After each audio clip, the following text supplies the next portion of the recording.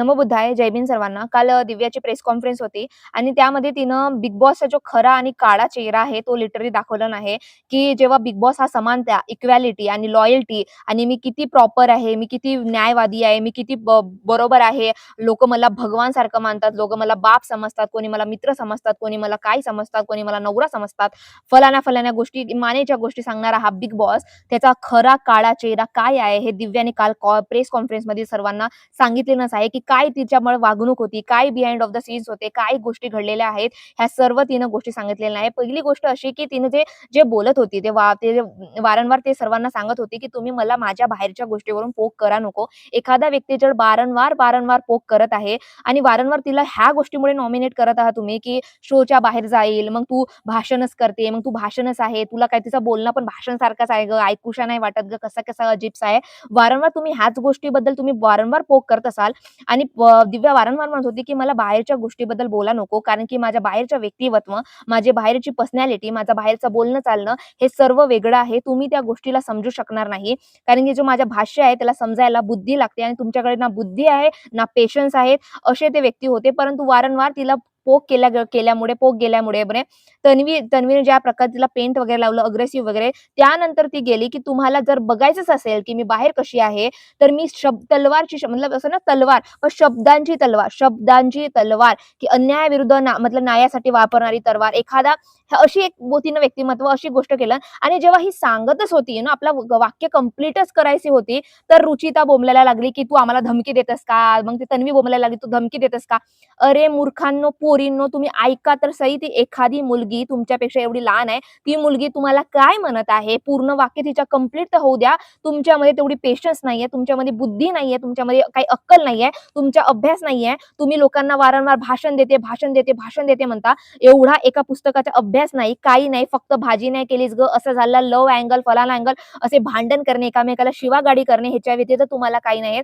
एखादी मुलगीने सखोल भाषण कोण देते हे तरी समजते का त्यांना? जो व्यक्ती सखोल अभ्यास करते आणि शब्दावर त्याचा ताबा असतो, कोणता शब्द कुठं बोलायचा, कसं बोलायचं, कसं ट्विस्ट करायचं, भाषण सर्वांना जमत नाही. जेव्हा आपण लहानपणी स्कूलमध्ये असायचो, 2 व्यक्तीसमोर आपल्याला बोलायला आपली असं होत होतं, "मम्मी काय बोलू गं, काय बोलू गं?" एवढ्या लोकांसमोर, एवढ्या महाराष्ट्रासमोर ती भाषण देते, तर तिच्या भाषणावर किंवा अभ्यासावर किंवा शब्दावर किती ठाम मत असेल किंवा चांगला होल्ड असेल, एवढा तर विचार करा, की एखादी मुलगी एवढी स्ट्राँग व्यक्तिमत्व आहे तिच्या, एवढी स्ट्राँग पॉइंट ऑफ व्ह्यू वाली व्यक्ती जर तुमच्या समोर येत आहे आणि काहीतरी गोष्ट बोलत आहे, तर ते पूर्ण गोष्ट ऐकायचा पेशन्स तर ठेवा.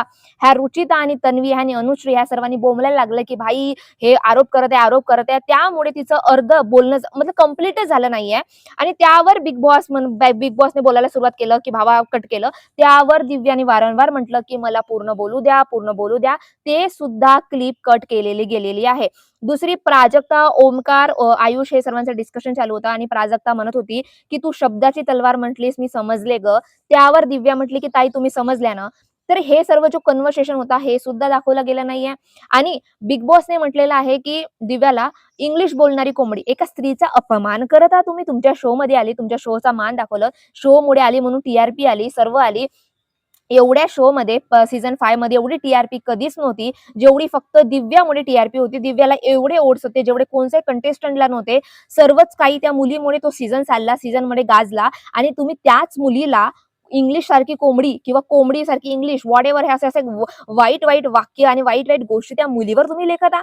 मतलब किती घाणेरडापणाने एका स्त्रीचा, एका मुलीचा तुम्ही एवढा अपमान करत आहात. ज्या शोने तुमची टी-आर-पी वाढते, ज्या शोने तुमचा एवढा शो एवढा हिट जात आहे. मतलब किती गंदी वागणूक आहे, किती काळा चेहरा आहे हा बिग बॉसचा. आणि खूप लोकं आहेत, खूप सारे क्लिप्स जेव्हा ते कन्फेशन रूममध्ये गेले, तेव्हा तिनं स्वतः म्हटलं नाही, की मला हा शो क्विट करायचा आहे. हा शो मी ज्या पद्धतीने आणि जो माइंडसेटने आलेली आहे, तो शो नाही आहे. मी तुम्हाला सांगते, बिग बॉस जे मेकर्स आहेत, जे दिव्याकडे गेले आणि दिव्याने म्हटलं, की हा शो मी करू शकणार नाही, कारण की हा शो माझ्या पात्रात बसत नाही. कारण की भांडण-भुंडण हा माझा व्यक्तिमत्व किंवा माझी पर्सनॅलिटी अशी नाहीये. मी अशी नाहीच आहे. मी अशी बोलत नाही आणि भांडण-मुंडण मला जमत नाही किंवा सकाळी डान्सचा तो म्युझिक वाजते तेव्हा मी डान्स करू शकत नाही.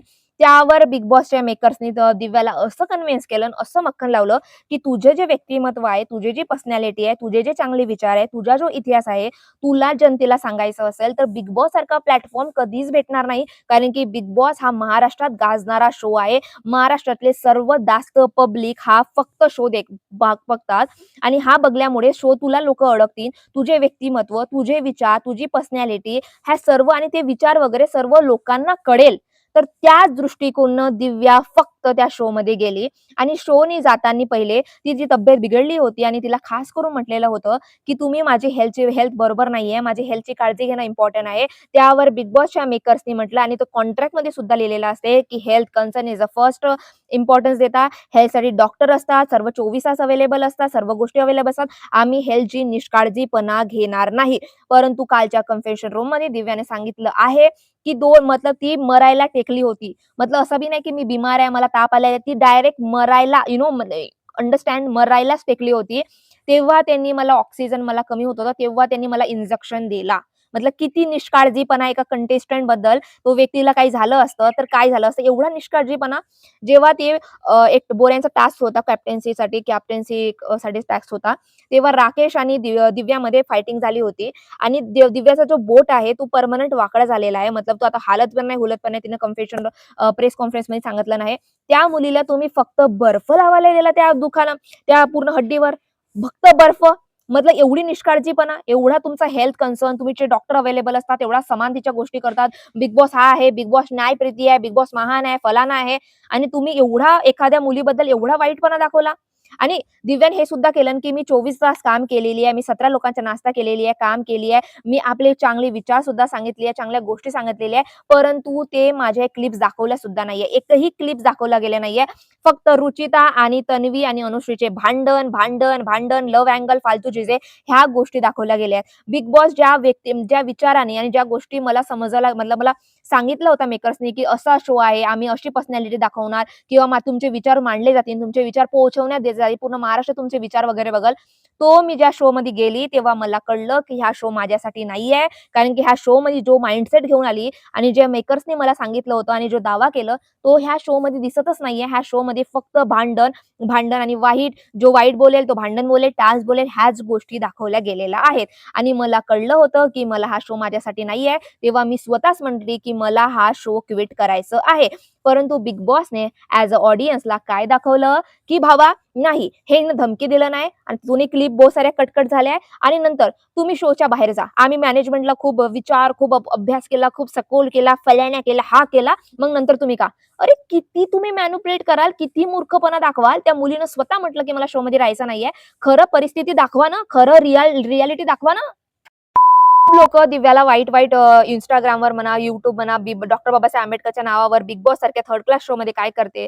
दिव्या थर्ड क्लास मुलगीला काय समाजाकडून तुम्ही शिकायला भेटते किंवा काय समाजाला शिकवते ती वगैरे, वगैरे. त्यावर मी व्हिडिओ बनवलाच होता, की भाई ती एखादा चांगला विचार बिग बॉस चांगला प्लॅटफॉर्म आहे आणि तिथे ती आपले चांगले विचार मांडण्यासाठी किंवा लोकांना सांगण्यासाठी गेली आणि तोच दृष्टिकोन घेऊन दिव्या गेली होती. परंतु मेकर्सने डिस्क्रिमिनेशन केलं. मेकर्सने तिच्या गोष्टी दाखवल्या गेल्या नाहीयेत. मेकर्सनी ते म्हणते ना, एखादा एक टास्क होता, जेव्हा तुम्ही बघितला असाल बिग बॉस, तर तो गणपतीचा काहीतरी कार्यक्रम होता. तेव्हा त्यांनी पूर्ण फुल एक एपिसोड त्याच्यावर कट वगैरे केला आणि दिव्याने स्वतः म्हटलं, की मी तिथं पार्टिसिपेट केली. माझा राकेश दादा मूर्ती करत होता आणि त्या मूर्तीवर दागिने मी सुद्धा दिलेली आहेत. सर्व गोष्टी मी केली आहेत. तर संविधान हा नाव बरं का यूज नको करू. संविधान मतलब असा आलाय, की जेव्हा अंड्याची चोरी झाली होती, अनुश्रीनं चोरी केलं होतं. त्यावर ती सांगत होती, की चोरी करणे मला आवडत नाही किंवा एखाद्याचा खून झाला आणि मग म्हणायचं, की मी खून गलतीनं केला, हा मला पटत नाही. हा माझ्या विचारात येत नाही. मग संविधानामध्ये असे आहे, ती एका कंटेस्टंटला सांगत होती. त्यावर बिग बॉस म्हणतात, की तुम्ही संविधान नाव यूज करायचं नाही. त्यावर दिव्या म्हणते, की मी रेफरन्स म्हणून यूज करत होती. तर दिव्या ते म्हणतात, की "भाई नको, तू तू आम्हाला शिकवशील का?" दिव्या म्हणते, की एक चूक सांगण्याची एक पद्धत असते. तुम्ही आम्हाला शिकवाल का? हे कसली पद्धत आहे? कसला एरोगन्स आहे? कोणत्या रीतीने हा माझ्यासोबत बोललं गेलेलं आहे. ॲज अ कंटेस्टंट तुम्ही सर्वांसोबत चांगले बोलत आहात. सर्वांसोबत तुमचं चांगलं वागणूक आहे. तर माझ्यासोबत असं वाकडं का जाता तुम्ही? हा दिव्याचा दावा म्हणजे दिव्याने म्हटलेला आहे, की ह्या सर्व गोष्टी मी कधीही जातीवाद, ह्या डिस्क्रिमिनेशन ह्या सर्व गोष्टी कधीही आणल्या नाहीये. परंतु हा अॅट्रॉसिटी लावायचा दावा किंवा अॅट्रॉसिटी म्हणून हा का बरं येत आहे आणि मला लावायची गरज सुद्धा पडली नसती, की बिग बॉसने मला माणसासारखी वागणूक दिली असती. एका माणसाने माणसासारखे वागणे खूप इम्पोर्टंट आहे आणि माणसासारखी वागणूक देणे पण खूप इम्पोर्टंट आहे आणि बिग बॉसने मला ती वागणूक दिली नाही. म्हणून मला अॅट्रॉसिटी हा लावायची गरज पडते. 2026 मध्ये लोकांना अॅट्रॉसिटी लावायची गरज पडते. तर किती आपला देश मागे आहे, किती सोच आपली मागे आहे आणि आपण चंद्रावर जाण्याचा एआयचा जमाना करतो. पण सखोल अभ्यास, सखोल भारतात तुम्ही बघाल किंवा महाराष्ट्राच्या गावागावात जाऊन बघाल, तर किती जातीभेद होते आणि आताही तुम्ही बघाल एखादा मुलगा पास झाला आपल्या एस-सी या एस-टी कॅटेगरीचा, अरे पास झाला, अरे आरक्षण आहे ना म्हणून पास झाला, अरे हा आहे ना म्हणून तो पास झाला. अरे पण त्या मुलाच्या मतलब जिकडे तुम्ही तिकडे बघाल ना जात, जात, जात, जात आहे. असे दिव्याने म्हटले सुद्धा आहे प्रेस कॉन्फरन्समध्ये. सर्व गोष्टी तिने म्हटलेलं आहे, की हा ज्या प्रकारे डिस्क्रिमिनेशन केलाय, मी कधी डिस्क्रिमिनेशन केलं नाहीये. हा बिग बॉसने डिस्क्रिमिनेशन केलं आहे. आम्ही बिग बॉसला एक चान्स देत आहोत. बिग बॉसला टाईम देत आहोत, की जे सर्व क्लिप्स आहेत ते तुम्ही दाखवा लोकांना, जनतेसमोर दाखवा. अ, तिची इमेज म्हणा, जेव्हापासून ती गेली आहे, तिची इमेज किती रीतीनं खराब केली. तो एपिसोड कटलाय तेव्हापासून तिची इमेज कशी झाली. तिने एक्झॅक्टली धमकी सुद्धा दिली नव्हती. खूप साऱ्या गोष्टी, किती साऱ्या मॅनिप्युलेटिंग करून हा एपिसोड कट केला, मिर्च मसाला टाकून आणि एकाची इमेज खराब केली. तिचा जो व्यक्तिमत्व होता, कोणाचा करियर खराब करणे किती मोठे आपलं रक्त गाडू-गाडू लोकं आपला करियर करतात आणि तुम्ही एका एपिसोडमध्ये माझा फक्त यूज केलेला आहे टी-आर-पी वगैरेसाठी. तर तिनं म्हटलेलं आहे, की आम्ही त्या बिग बॉसना टाईम दिलाय, की तुम्ही पूर्ण क्लिप रिलीज करा, नाहीतर आम्ही आपली याचिका टाकून आम्ही अॅट्रॉसिटी नावाचा आरोप आहे तो घालून आणि अॅट्रॉसिटीमध्ये डिस्क्रिमिनेशन, जातीभेद करणे, इमेज, इन्सल्ट ह्या सर्व गोष्टी येतात आणि हा दावा तुम्ही आपण बिग बॉसवर वगैरे लावला, मेकर्सवर लावला आणि तो सिद्ध झाला, तर बिग बॉस शो सुद्धा बंद होऊ शकते. एवढा मोठी आरोप आहे, एवढी मोठी चीजे आहेत. तर ह्या सर्व गोष्टी, ह्या सर्व प्रेस कॉन्फरन्समध्ये दिव्याने सर्व गोष्टी एक्सप्लेन केलेल्या आहेत. As a audience, as a viewer मला असंच वाटतं, की हे खूप चुकीचं आहे. इफ तिला पूर्ण बोलू दिलं असतं आणि रुचिता, तन्वीनं आरोप चिल्लावलं नसतं किंवा बिग बॉसनं तिचं मत ऐकलं असतं किंवा ज्या प्रकारे रुचिता आणि दीपालीचा जो कन्व्हर्सेशन झाला होता, की प्रकारे रुचिताने दीपालीला धमकी दिली होती, की तुझा करियर मी बरबाद करीन आणि नंतर मग तुम्ही 2 दिवसानंतर एपिसोडमध्ये भाऊच्या धक्क्यावर हे मतलब करेक्ट केलं गेलेलं, की तुझ्या करियर नाही गं, तुझ्या बिग बॉसमधला करियर मी बरबाद करीन. मतलब किती चांगल्या शब्दाने फैराफैर केला आणि तिला बोलण्याचा मतलब ज्याला ठेवायचे असते, जो भांडण करते, जो टी-आर-पी देत आहे, जो फालतू लव्ह अँगल हा करत आहे, तो करत आहे, त्याला शोमध्ये कसं ठेवायचं? त्याच्या एखादी चूक झाली, तर त्याच्यावर छान रीतीने पांघरून कसं घालायचं? भाऊच्या धक्क्यावर कसं काय गोष्टी मॅनिप्युलेट करून कसे काय गोड-गोड बोलायचं वगैरे हे सर्व गोष्ट केल्या गेल्या. दिव्याचं एवढंच म्हणणं आहे, की तुम्ही जर हे तर डायरेक्ट धमकी आहे. मी तर अशी सुद्धा बोलली नाही, परंतु तरीही तुम्ही सुद्धा माझी बाजू ऐकलं नाही. माझी बाजू तुम्ही ऐकलं असतं, माझ्या बाजूला न्याय दिला असता, माझ्या बाजूला बोललं गेलं असतं, भाऊच्या धक्क्यावर डिस्कशन झालं असतं, तर मला सुद्धा वाटलं असतं, की मला सुद्धा न्याय देत आहेत. माझ्या सुद्धा समानता आणि इक्वॅलिटी आणि बाकीचे कंटेस्टंट आहेत, सर्वांना समान वागणूक भेटत आहे. डिस्क्रिमिनेशन झालं नसतं आणि अॅट्रॉसिटी नावाचा मला आरोप किंवा याचिका दाखवायची गरज पडली सुद्धा नसती. आणि कोणाला माहीत नसेल तर कालच दिव्यानी न्यायालयामध्ये याचिका टाकलेली आहे अॅट्रॉसिटीची बिग बॉसवर आणि तो बिग बॉस आणि त्या सर्व याचिका आणि तो सर्व आरोप कधी सिद्ध झाला, ते तपासणी वगैरे झाली, सर्व गोष्टी झाल्या, क्लिप्स वगैरे काढला वगैरे सर्व काही ह्या गोष्टी सिद्ध झालं, तर बिग बॉस शो हा पर्मनंट बंद होऊ शकते आणि कारण की त्या याचिकामध्ये, त्या आरोपामध्ये आणि तिच्यामध्ये जेवढे प्रूफ्स आहेत आणि दिव्यासारखी एक व्यक्तिमत्व, स्ट्रॉंग व्यक्तिमत्व असणारी मुलगी आणि तिनं स्वतः म्हटलेलं आहे, की मी अन्यायाविरुद्ध किंवा मी फालतूच्या लोकांना किंवा फालतू जे कंटेस्टंट आहेत किंवा जे माझी चूक आहेच नाही, त्या चुकीसाठी मी माफी मागणार नाही. मी बिग बॉसपेक्षा माझा सन्मान महत्त्वाचा, बिग बॉसपेक्षा माझा व्यक्तिमत्व, माझी पर्सनॅलिटी, माझे तत्व काय आहेत, खरं आणि खोटं काय आहे, कशा गोष्टीला सॉरी बोलायचं, कशा गोष्टीची माफी मागायची, हे जास्त सिद्धांत इम्पॉर्टंट आहेत आणि ही याचिका प्रूव्ह झाली तर बिग बॉस शो हा पर्मनंट बंद सुद्धा होऊ शकते. कारण की खूप मोठे-मोठे ॲलिगेशन बिग बॉसवर लागले गेलेले आहेत. इफ त्याचे प्रूफ्स भेटले तर हा पर्मनंट शो बंद होऊ शकते. तुम्हाला काय वाटते बिग बॉस शो बंद झाला पाहिजे, नाही झाला पाहिजे? हे याचिका बरोबर आहे की नाही बाहेर? ह्या सर्व गोष्टी प्लीज मला कमेंट सेक्शनमध्ये नक्की सांगा आणि तुम्हाला माझे व्हिडिओ आवडले असेल तर please subscribe to my channel. Thank you so much guys. Love you.